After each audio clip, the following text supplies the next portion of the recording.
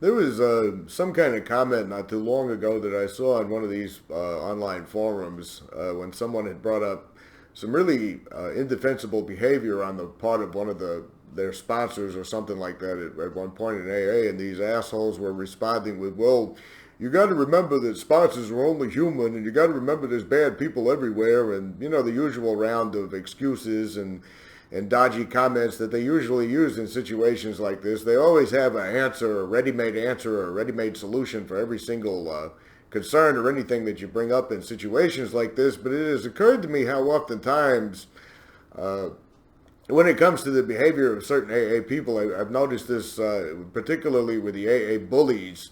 The ones that pretend to be such major badasses and the ones who pretend to be such major hardcore, you know, tough guys or something like that, when they get backed into a corner, they always do like an about face and all of a sudden start playing victim in the situation. It's kind of like these people I've seen in AA that will create some kind of internal conflict situation, and then when it blows up in their face, they try to be simultaneously almost like a heroic figure and a victim at the same exact time.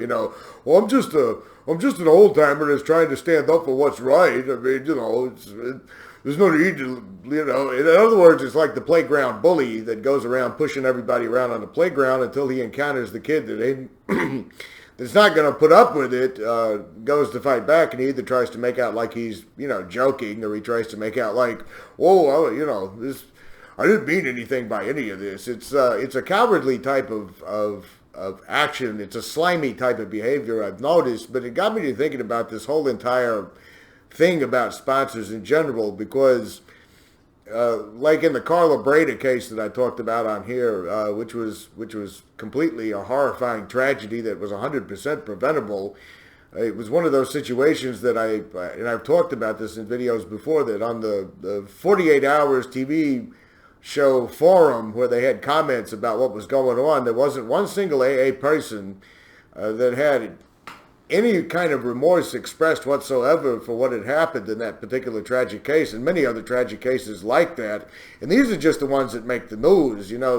That's not counting the hundreds of cases that I saw that were almost as horrible over the years, or the hundreds upon hundreds of cases that many other people in like-minded groups have talked about over the years. And this is just within the last 20 years. Most people who I interact with, this isn't talking about the entire history of AA. There's no telling how many horrifying deaths, how many horrifying things have happened. They're tragedies that were preventable, but your AA groups themselves just kind of swept it all under the rug as, well, we're only human, and, there's bad everywhere, and blah, blah, blah, blah, blah. But the one thing that it got me to thinking about when it comes to sponsors is that the constantly reinforced message that you get all the time from the moment you're a new person in AA to the moment you've been there for any substantial period of time, and you know what the script calls for, and you know what the lingo is all about, is you're constantly reinforcing in people's minds in this religious cult that the sponsor is someone who's got all the answers,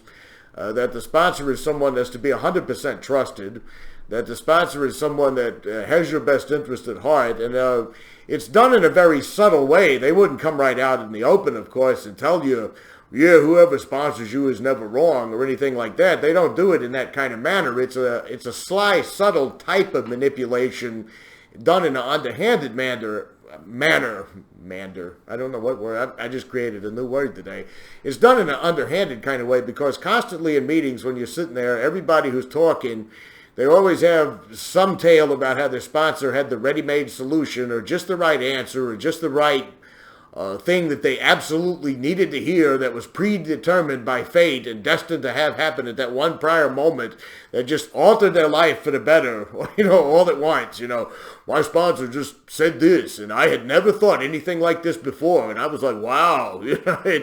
They make it seem like the old 1970s series. I don't know if anybody else caught the reruns. When I was little, they'd run them on the TVs of Kung Fu. You got the blind guy that's like the complete master, that when you throw a punch at him, he's already got his hand out ready to block it. He's always got the endless supply of wisdom, and he's the perfect enlightened guru teacher, or like if you were a little kid in the 80s like I was, you probably remember the character of Mr. Miyagi, who's the enlightened teacher that guides someone to being some kind of master at karate by waxing floors and no, it was the cars he was waxing on and off. It was the floor he was sanding.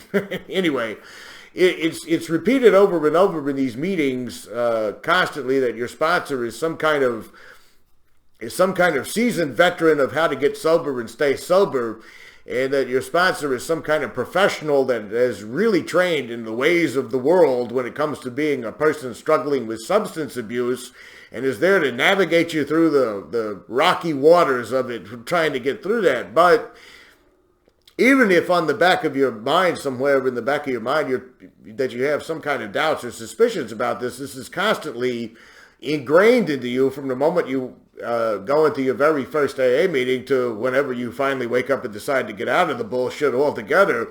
It's ingrained to you over and over again that we have the answers, we have the solutions, and that we haven't had a drink for umpteen number of years. And then when there's a tear in the fabric of this narrative, when it's exposed that that's not exactly 100% true, then they do the little dance thing. They kind of shuffle over here to the side. They say, well, we're only human in here after all. We don't have all the answers. We never said that. Oh, well, our big book even says that no human power.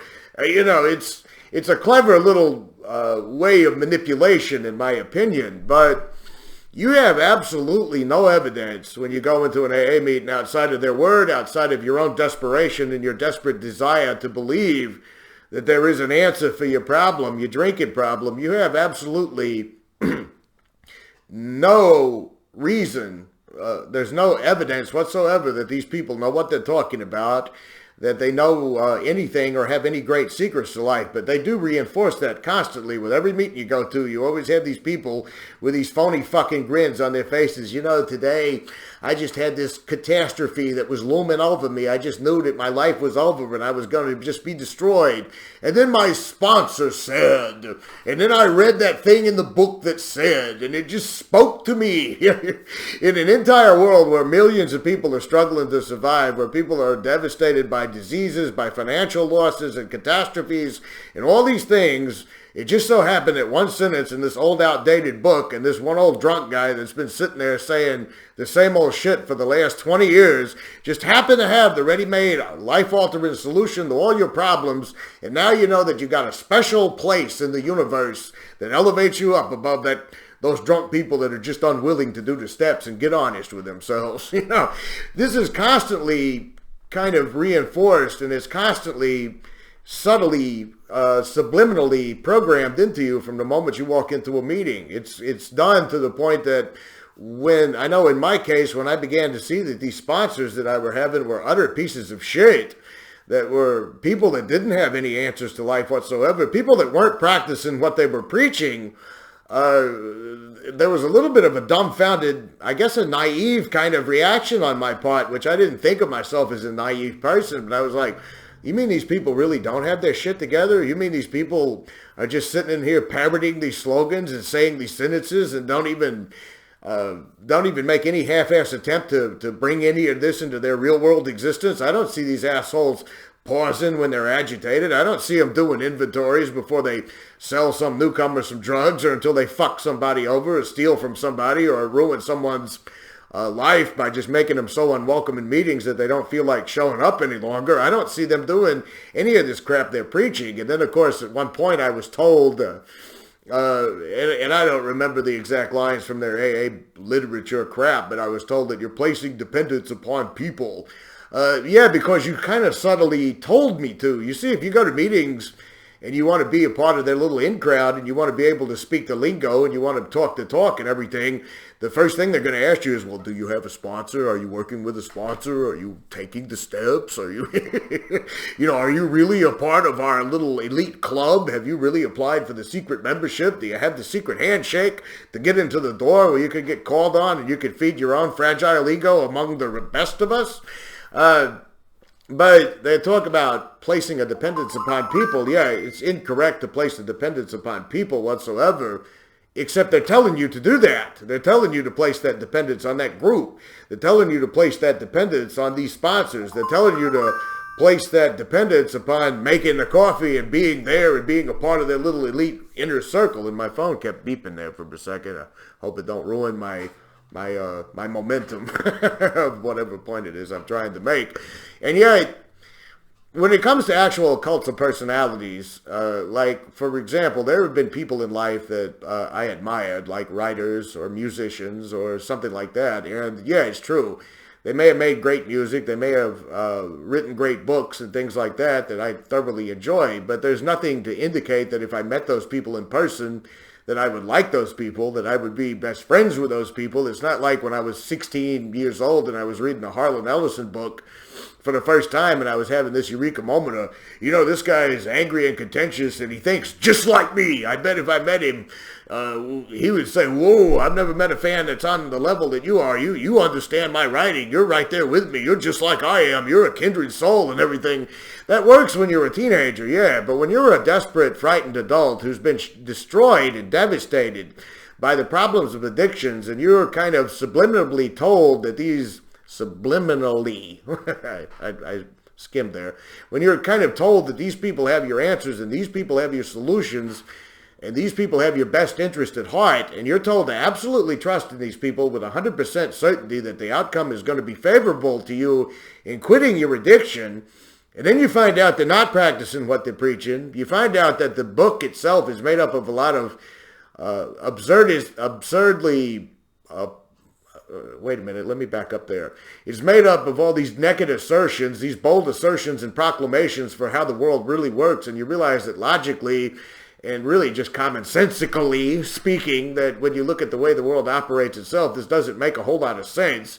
There's a lot of religious claptrap that masquerades as self-help, that masquerades itself as some foolproof guarantee that you'll overcome your addictions, and you find out all of that's not true. Then they don't tell you, well, some of the shit we've been telling you since day one, it's actually not that useful. We're really just here to feed our own egos and get high off the sound of our own voices and stuff like that. Now, you're just told you weren't willing enough. That's the only reason why you didn't get it. Or you're told that because you're questioning the entire method of how this system is operating, that somehow or the other, it's your fault because you're just an alcoholic in denial. You're putting your dependence upon other people, and you're not looking inward and looking inside of yourself for the answers to your problems. If they really believed that the answers to your addiction problem lay within your own soul and within your own brain, they wouldn't tell you to put all your trust in a sponsor, and they wouldn't tell you to read one book over and over again for the rest of your life. They'd say, go out there and soul search. Find out whatever information you need or whatever information is available to you to help you overcome your addiction. But they're really not interested in you overcoming your addiction. They're really interested in you just being dependent upon them and parroting the cult dogma and keeping the whole entire AA machine going. I remember one time a guy made the mistake of stepping outside the script in a meeting. He'd been sober for, I don't remember how long it was, it doesn't really matter, but he had some length of time. But he said, one of the things that I did when I put down the drugs and when I put down the alcohol, I realized that I had that I had wasted a lot of money on booze and alcohol. And now that I was no longer boozing and I was no longer doing drugs all the time, I could take some of the money that I had spent doing that, and I could kick it over into my savings account, a small portion of it every week. And at the end of the year, I had quite a lot of money saved up, and I decided to do nice things for myself and go out and enjoy things. That was one aspect of sobriety that I don't feel is ever talked about in here. And he talked about taking care of his health, or he talked about doing things around the house that made him happy, small things that he enjoyed, or he talked about going to concerts sober and all that. And of course, well, right after he was done, everybody had to pile in with their doom and their gloom and it's not about saving money, it's about saving lives, and it's about this, and it's about that, and all their, hardcore, depressive, bleak outlook on life that you're supposed to sit there cringing in hopelessness for all of eternity in their meetings from now on and forever, that you can't have this state of happy, joyous, free that you're supposed to ultimately achieve. Which is really funny because they say you're going to be happy, joyous, and free, but yet you're never happy, joyous, and free. You're just dependent upon the revolving door of the same old cult meetings and the same old cult bullshit, and told to trust in these people that aren't even doing any of the things they're telling you to do. I've seen sponsors out there that would actually just fuck people's lives up just for the fun of it. I remember one particular piece of shit that I used to rent from and lived with, unfortunately, for a time when I was really down on my luck. He would actually take the things his sponsees would tell him, and he would call their wives, he'd call their parents, and he would just escalate the conflict even further. He would urge the families to throw these people out of their homes. He wasn't doing that for their own good. He wasn't doing that because he cared about these people. He was doing it just for the sheer fucking hateful meanness of it. He was doing it for the cruelty of it. There was no, I'm doing this because I care about you. That's what every fucking abuser on earth will tell you. We're doing this stuff to you because it's for your own good, while they're inflicting pain and torment on you. It's a bunch of bullshit. It's a bullshit con game. But yeah, it's funny to me how these people are so badass and they're so tough and impenetrable until they get called out, and then they're like, well, we're all just human here. Old timers have feelings too. Really? I don't think that would be actually what I would classify in the miracle category, that these people have any fucking decent feelings about them whatsoever. Anyway, that was just a quick ramble. Next time.